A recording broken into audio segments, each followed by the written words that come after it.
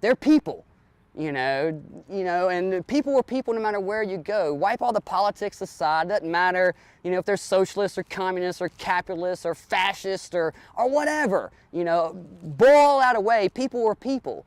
And what do people want to do? No matter where you are, where you go, they want to live life and be happy. And that's what these people are doing.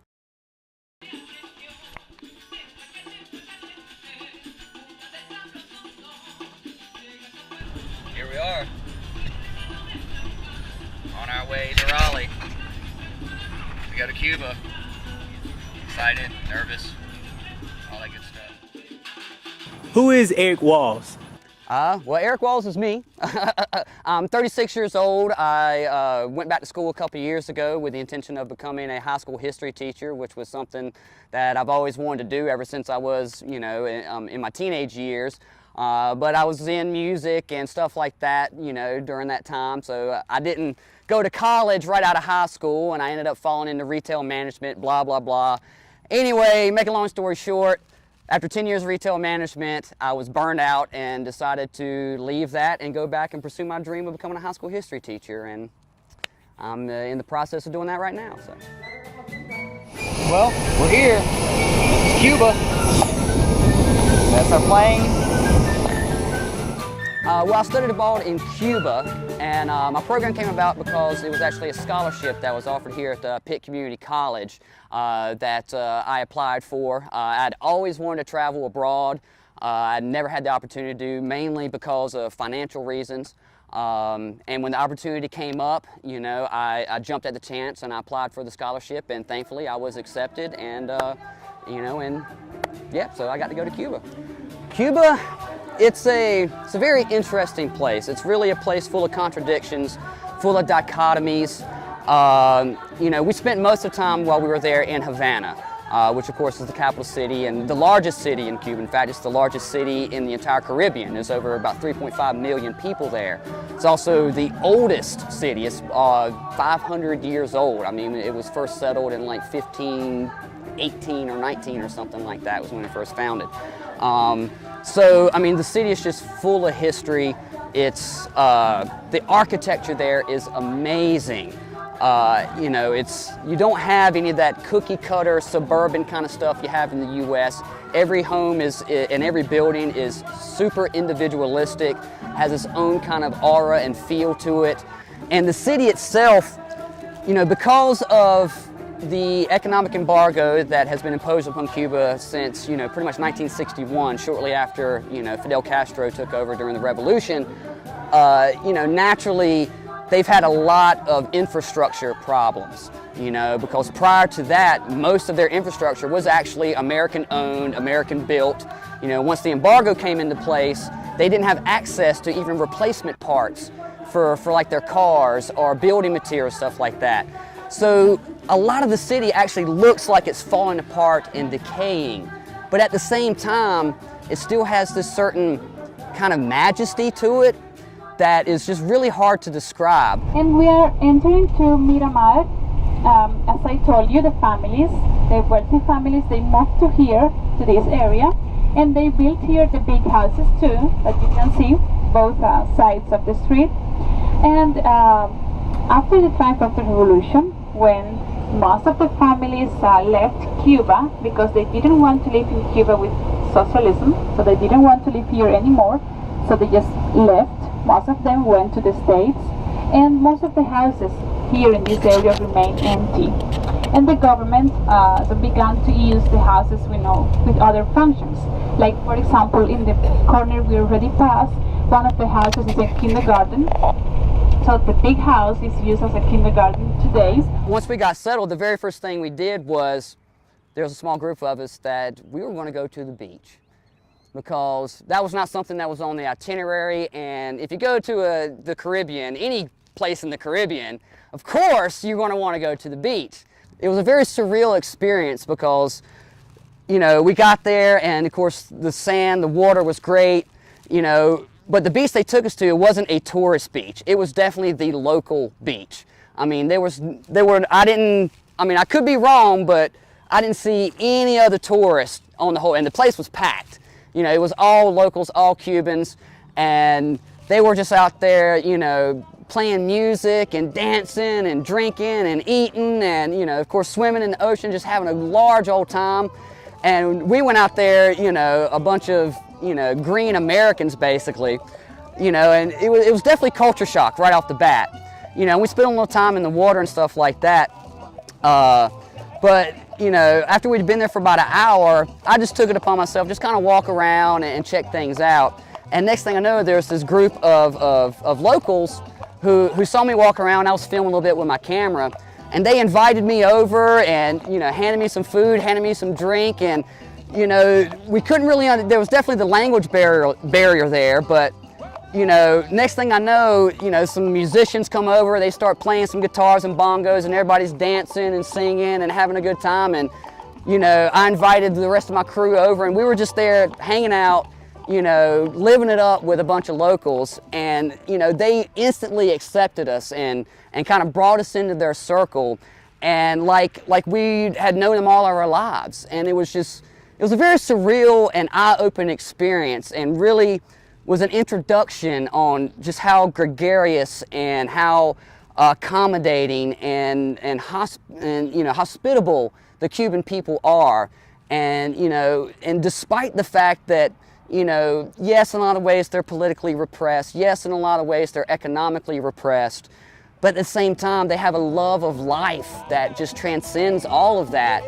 That was really very special to behold, and really changes your perspective on you know, not only Cuba, but, you know, life in general. Hola! Oh! Gracias, gracias, gracias! ¡Viva Cuba! ¡Viva Cuba! Gracias! Thank you.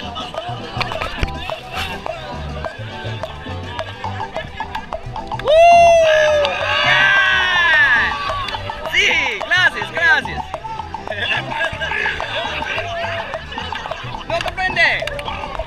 I gotta drink it all? No. Hay escasez, el vaso es colectivo. Para trinquear. Gracias. All right. I gotta go back to my friends, mi amigos. Bring them over here? All right, hold on.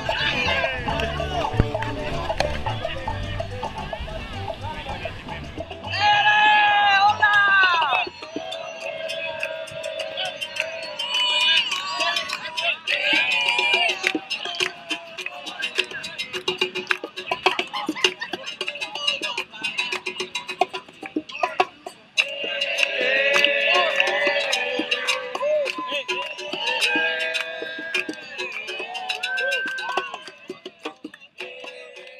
The itinerary that our tour company set up for us was just jam-packed every day with stuff.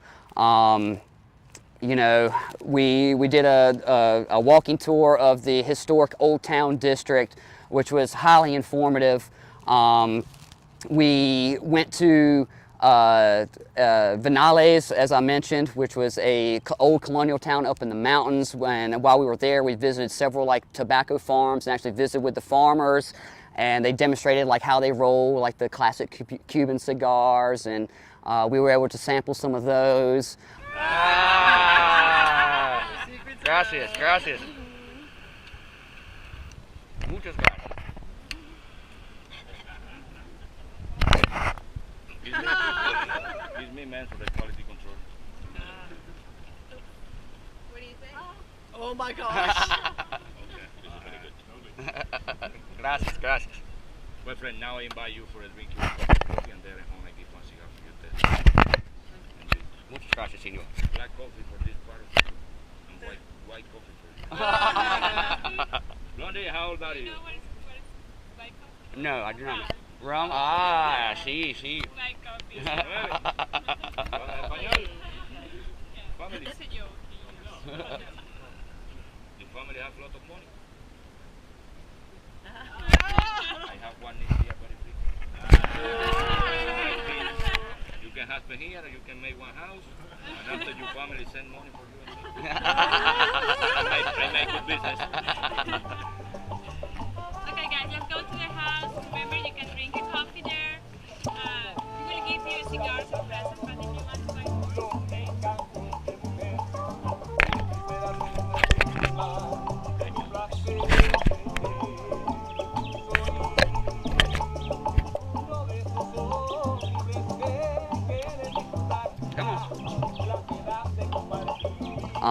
Where we did like horseback riding in the mountains and around some of these farms.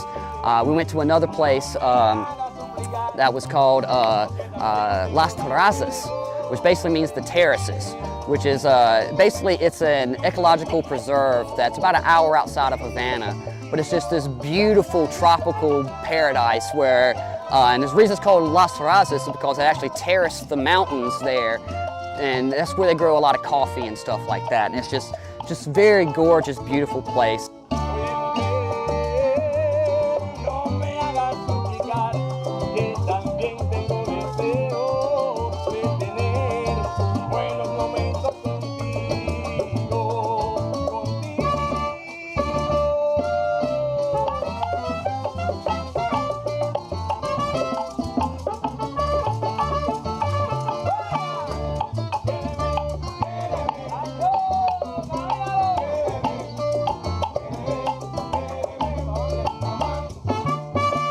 I mean, those are just a few of the places we went. You know, we definitely did a lot of exploring of the city on our own.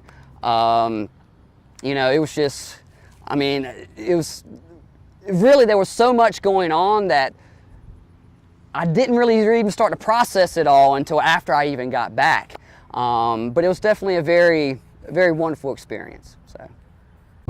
So here I am in the Plaza de la Revolucion. This is where it all went down in 1959. So all the mass demonstrations took place. This is pretty much the government center of the city, as you heard the tour director say earlier in the bus. That's Cienfuegos, friend of Che's and Fidel's and Raul's. There's old Che there, the old finance ministry. The obelisk that Batista built right before the revolution. That's the old Department of the Army. You haven't lived life truly until you've stepped outside of the bubble that you've grown up with, that you've surrounded yourself with your whole life, and really tried to see the world through someone else's eyes, through another's perspective. It really allows you to grow as a human being, and allows you to take those blinders off that, it's very easy to get into this very one-dimensional idea of what the world is like and what your place is or your country's place is in the world. And until you've stepped outside of all of that and seen it through someone else's eyes, or at least, from another perspective, you really don't have an understanding of what all that is about. So I think it's important for everyone to, at least once in their life, no matter where it is, take that chance. Go. It doesn't matter if it's Cuba or if it's Europe or if it's China, wherever. Just get out there and experience the world and experience life beyond your preconceived notions, beyond what you've grown accustomed to, and it's liberating and it's transcendent.